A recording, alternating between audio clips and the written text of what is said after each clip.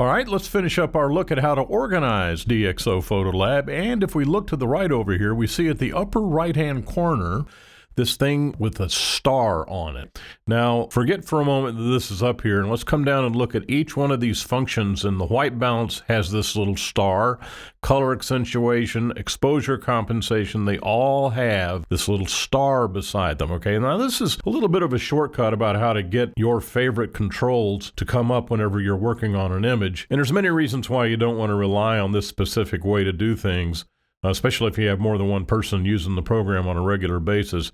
So let's take a look at how this works. Now, when you come up to white balance and click on the star, it of course means that this is one of your favorites. Let's go down here to this one, and let's go to this one, and then just for no particular reason, let's do the denoising. We already have smart lighting. We already have color accentuation on there. And let's put HSL, and let's also put local adjustments. And I'm just arbitrarily clicking on stars to show you how this functions.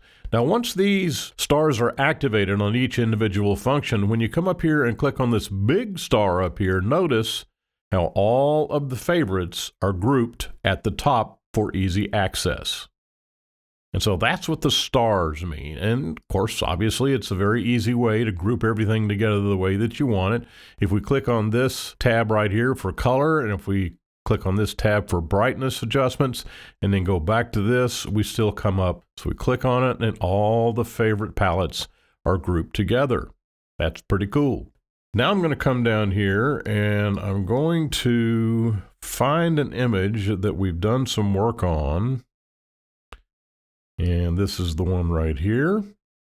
And obviously we've darkened it a little bit, boosted the color saturation, and so on. Now, what this means is that this image was adjusted several months ago, yet no matter when we come back to it, if you come up to the upper right-hand corner again, disconnect the favorites, and then click on Active Corrections, then we will see displayed all of the functions that were used to adjust this image, which is very, very cool. Even though it doesn't have a star beside it, if you click on this, that automatically means that all of the functions that were used to adjust this image appear at the top for immediate access for readjustment if you decide you want to do that. Now, one thing we haven't looked at is this right here, and if we put in the word color, then all of the functions that have color in them will come up. Brightness,